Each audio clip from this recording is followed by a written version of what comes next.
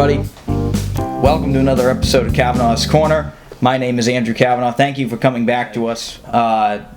We've actually taken on a few subscribers since the last video that I put up, so I wanted to say thank you.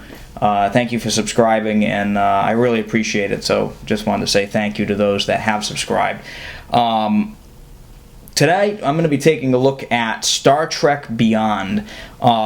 Just recently came out. Actually, I got to see it a day in advance, which is really great. I even got this nifty little pin here, so I'm rocking my Federation insignia on my jacket tonight. So, thank you to AMC for giving me that. I appreciate that. I am no way sponsored by AMC, but they were nice enough to give me that. So, thanks, AMC. Let me just start out that I was absolutely blown away by Star Trek Beyond. I am a fan of the new Star Trek series. I know a lot of people aren't, but I really did enjoy the last couple Star Trek movies. I thought Star Trek Into Darkness was a great movie. I was really entertained by it, even though I kind of saw the plot twist in that coming from a mile away. This, strangely enough, I actually enjoyed more. I had a really great time with this movie. This movie was a blast. And it was right from the get-go an extremely entertaining movie. It does take a little time to kind of wind up in the beginning. Like, it's almost like a toy. Like, it winds up and then it finally breaks out, like a jack-in-the-box almost. But even the introductory scenes are so entertaining because it really is basically all about the characters this time. Even though the last film did kind of build on that, that was more of an action film, whereas this is really all about the characters. And really, it is great. It is a great, great character piece movie. It's been a while since we've actually had a Star Trek movie that really kind of built upon its characters, even though the first Star Trek movie of this new generation, the reboot series I should call it, or the alternate dimension series, however you want to call it, but this new series, even though the first one really kind of introduced us to these characters, Into Darkness kind of got us more attached to the characters, but really didn't do much in terms of building them up. They kind of introduced new relationships, but it really didn't do much in terms of getting you... It didn't get much in terms of evolving the characters, I should say. This movie really, really does a great job of getting you in deeper with these characters, and it does. I mean, it's just awesome. It's just an awesome, awesome take on these characters. The entire cast is basically perfect. There is not a missed note throughout this whole movie. Everybody is spot on. One special note I'd like to make here is Zachary Quinto as Spock in this gives such a dynamic performance. He, for the first time ever, maybe pretty much in the history of Star Trek, Spock actually shows real dynamic emotion in this film. And it is such a wonderful thing to see. And I know it does kind of go against the character, but... when you see the movie, you'll understand why I like that touch so much. Everybody else is basically perfect, and Chris Pine as Captain Kirk is spot on throughout the whole movie. He has some really great moments. So does Scotty and everybody else in the crew. Carl Urban as Bones. Bones and Spock spend a lot of time together in this movie, and they are so good together. Those two guys, Quinto and Urban, are so good together in this. And their back and forth dialogue is so fantastic, and you can really tell they really worked on dialogue in this movie. They really did a great job with it, and hats off to the writers of the film. They did an awesome, awesome job.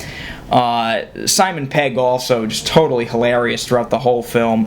He was awesome. I love Simon Pegg, and he is just great as Scotty in this. He is so fantastic. He's been fantastic through all of them, but this is a shining moment for him in this movie. He's so great.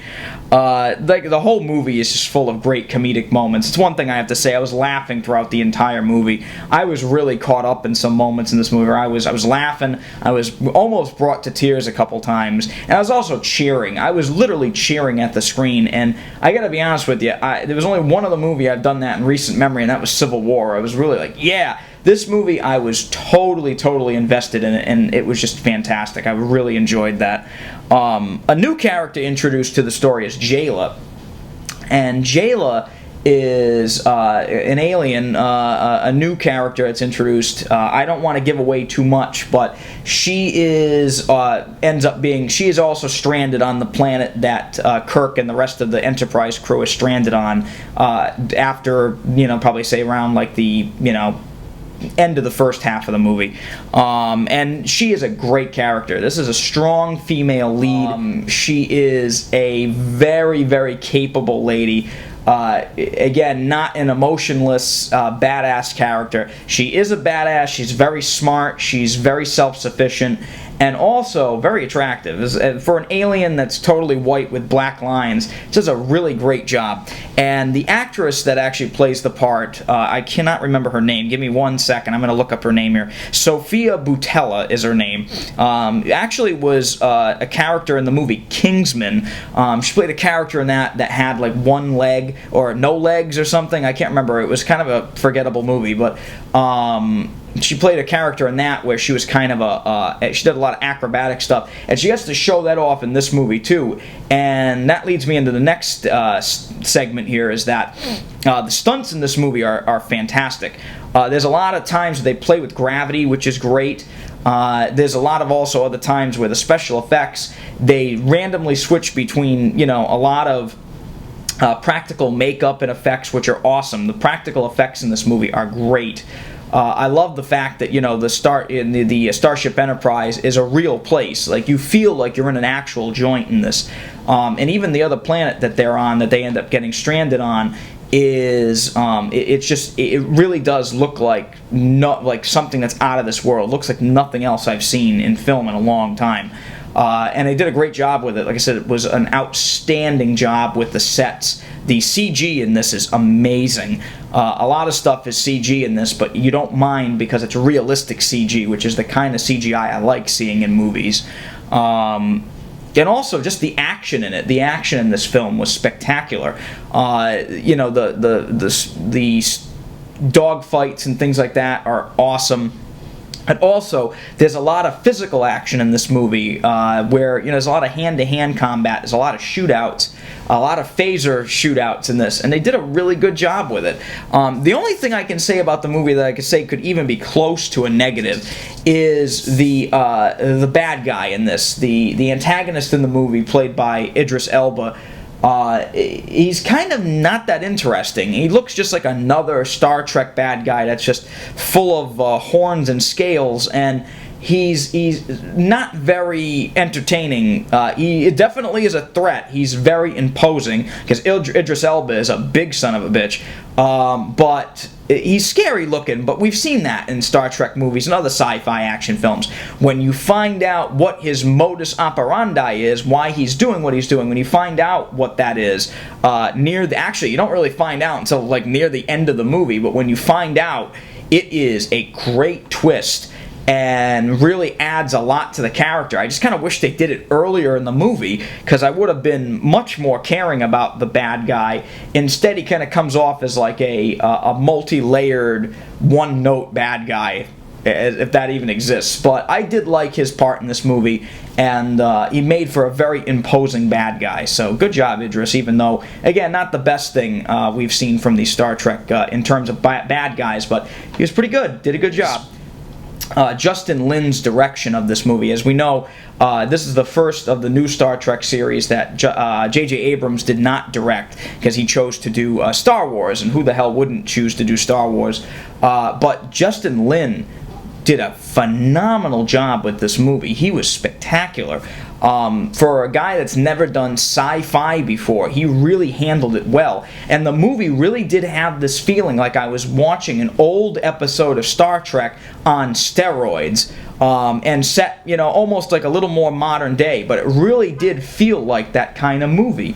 And I love that. I absolutely loved his direction in this, and I hope he comes back to do more, because he was great. There's some really touching tributes to Leonard Nimoy in this movie. I'm not going to ruin what they are. You should see this movie. I really want you to see this movie. But there's some really emotional moments that are brought up by talking about the passing of Leonard Nimoy, and I love how they handled that in this film, and it was a very, very nice nod to him and the original crew, the original Star Trek cast and crew. Did a really good job with that in this movie. So I'm going to wrap this up by saying Star Trek Beyond was beyond great. Pardon my pun there, but it was just a fantastic movie, exciting, totally hilarious at times, very touching. It was a roller coaster ride. It was just a total ride. You get what you pay for. I saw it in IMAX 3D.